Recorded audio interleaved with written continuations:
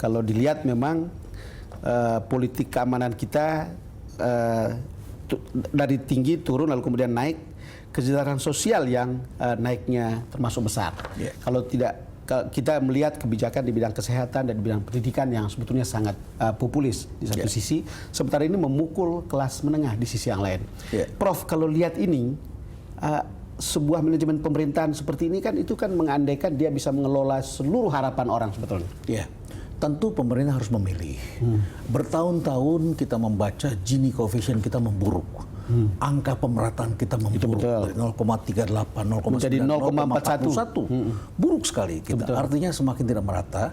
Kelas atas itu menikmati kue terbesar dari pembangunan ekonomi ini. Dan saya kira kelas atas ini masih mempunyai cadangan uang sampai sekarang. Tabungannya masih bagus. Oleh karena itu kalau mereka komplain adalah karena kekhawatiran mereka tentang hari esok. Apakah saya masih punya uang? Apakah kekhawatiran. Kita semua pasti punya kekhawatiran. Besok tidak bisa jualan, besok tidak bisa ini, tidak bisa itu dan sebagainya. Tapi tabungan kan masih banyak sebetulnya. Tidak mungkin selama 10 tahun tidak menabung dengan subsidi seperti itu, kenikmatan seperti itu. Jadi saya kira ada hal seperti itu. Tapi jangan dikatakan di bawah tidak ada komplain. Orang di bawah juga punya kekhawatiran. Karena ada juga orang di bawah berpendidikan cukup tinggi tetapi mereka kurang happy dengan keadaan selama ini, tidak bisa menikmati. Nah, saya kira tadi kekecewaan itu bukan hanya politik keamanan, tapi hukum terutama. Hukum aspek sangat kecewa. Itu saya kira yang menjadi hutang dari pemerintahan Jokowi untuk diperbaiki. Prof, kalau lihat kondisi seperti ini kan berarti ada sesuatu perubahan dalam kebijakan pemerintahan yang sebelumnya dan pemerintahan yang sekarang. Kelihatannya nyata gitu. Ada perubahan mindset tentang kita utamakan yang di bawah. Yang di atas kita rem dulu begitu. Kalau pengamatan Anda sebagai pendiri Rumah Perubahan, apa? Saya kira ini perubahannya besar sekali. Yang pertama besar sekali. Yang pertama adalah tadinya pro growth, sekarang ini adalah pro quality, pemerataan dan sebagainya sehingga kualitasnya bisa kita nikmati bersama-sama. Kedua, tadinya pusat pertumbuhannya adanya di Jawa, sekarang dibikin lebih merata ke daerah-daerah lain, sehingga daerah-daerah juga bisa menikmati pertumbuhan ekonomi. Karena yang padat itu bukan hanya di Jawa. Kalau kita pergi ke Ambon, itu orang-orang di Maluku semua tinggalnya juga di Ambon saat ini, pindah ke sana. Di Papua itu tinggalnya juga di Jayapura dan di Sorong, begitu ya. Terjadi kepadatan juga di sana, tetapi mereka tidak menikmati. Yang ketiga, dari tadinya hanya membangun yang sifatnya single years dengan ukuran yang adalah menjadi multi years Tadinya hanya menguatkan di Kementerian Keuangan. Sekarang Bappenas akan diperkuat untuk perencanaan jangka panjang, membangun waduk yang baru selesai 3 tahun, 4 tahun, 5 tahun. Anggaran sudah banyak di Departemen PU bukan? Di Kementerian PU, kemudian Perhubungan.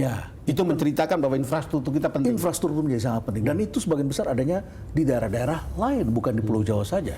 Jadi cara berpikir kita memang harus berubah. Prof Renald, ini kita bicara beberapa kali di sini lalu kemudian saya baca tulisan Anda. Saya harus menanyakan karena kelihatannya view Prof Renald tentang pemerintahan ini positif. Artinya sampai-sampai saya harus berpikir Anda ini seperti pro Jokowi benar. Saya ingin dapatkan penjelasannya. Saya tidak pro buta. Kalau dia baik tentu kita akan dukung, Tapi begini, saya ingin mengatakan begini. Negeri kita ini sudah banyak dikuasai oleh mafia. Jadi ketika dia berperang melawan mafia, hanya saja sayangnya ini semuanya mau diperangi, begitu ya. Tentu dia harus memiliki terlalu banyak sisi mafia. Dia tentu harus mempunyai prioritas. Ibaratnya dia bermain silat, Pak Don. Dia akan menghadapi serangan dari depan, kiri, kanan, belakang semua. Dia perlu dinding belakang yang kuat. Dan kita tahu bahwa memerangi ini memerlukan dukungan kita. Kalau sekarang kita ikut menjatuhkan dia hanya butuh satu, Pak Don. Dia hanya perlu support moral. Perlu support moral. Kita harus kritis. Kita tentu harus kritis. Yang tidak benar apa yang tadi saya sampaikan. Masalah penegakan hukum. Kemudian masalah frustasinya dia dalam menghandle beberapa hal. Masalah tekanan internasional. Masalah bahwa ini strategi harus disatukan. Ini tentu adalah persoalan-persoalan yang harus dipikirkan.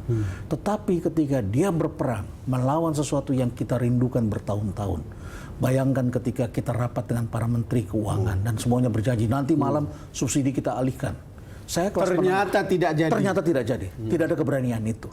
Tetapi dia baru dilantik langsung dia punya keberanian. Untuk hal yang tidak populer. Kehilangan popularitas. Kenapa saya harus tanya ini, Prof? Supaya clean bagi orang lain. Karena saya juga membaca tulisan Prof. Renald. Ya. Prof. Renald itu termasuk yang menggerutu karena banyak orang mengharapkan perubahan ini cepat, hasilnya juga cepat, tapi Prof. selalu mengatakan mereka yang harus sadar bahwa itu tidak secepat itu kita dapatkan hasil dari perubahan, bukan? Pak Don, pada waktu saya sekolah mengambil program doktoral, ada salah satu unsur yang kami teliti dalam statistik, dalam ekonometri, kodenya seperti ini begitu ya, itu adalah unsur kesabaran. Dan kelas ya, itu yang kata kunci Anda, kesabaran. Nah. Dan kata kunci dalam pembangunan jangka panjang itu adalah kesabaran. Dan kelas menengah di mana-mana adalah kelas menengah yang tidak sabar. Ditambah lagi gadget-gadget kita seperti ini, yang konsep waktunya sudah berubah. Dulu kita waktu adalah 8 to 5, 8 ke jam 5. Kemudian 24 jam. Sekarang real time. Dulu space itu adalah seperti ini space, tempat. Sekarang menjadi cyberspace. Semuanya menjadi hari ini saya tulis, hari ini detik ini saya ingin dapat jawaban, detik ini saya dapat kepuasan. Itu kan ketidaknyamanan. Padahal kalau kita bangun infrastruktur, Pak Don, dulu orang perlu 5 tahun, sekarang 1 tahun sudah bisa jadi. Betul. Tapi tidak mungkin 1 detik jadi, Pak Don. Tidak mungkin 1 minggu jadi. Ada memang lihat gejala begitu banyak orang yang merasa seperti itu? Karena kalau kita lihat di medsos gitu memang banyak sekali. Ada kan Jokowi itu ada 2 sisi, pro dan die hard, lalu kemudian ada yang anti dan juga die hard. Gitu. Ya, itu sangat jelas sekali, terlihat sekali. Saya kira sekarang memang zamannya seperti itu. Di mana-mana terjadi seperti itu. Tetapi tugas kita sebagai seorang akademisi, sebagai orang yang mendalami perubahan, saya harus menyampaikan bahwa tidak ada perubahan tanpa pengorbanan. Tidak ada perubahan tanpa pengorbanan dan harus ada kesabaran. Saya baru-baru ini ke Jepang, lalu ketemu mantan Perdana Menteri Jepang Fukuda. Lalu kita menanyakan soal pandangan dia tentang Indonesia. Dia bilang, bagus. Yang penting Anda sabar melihat. Ini semua perubahan selalu membutuhkan waktu, selalu membutuhkan kesabaran. Reformasi itu tidak bisa dalam waktu dekat hasilnya. Persis pandangan Anda soal perubahan yang tidak bisa diharapkan cepat begitu. Ya, Pak Don, saya pergi ke Italia, semua orang sabar untuk antri.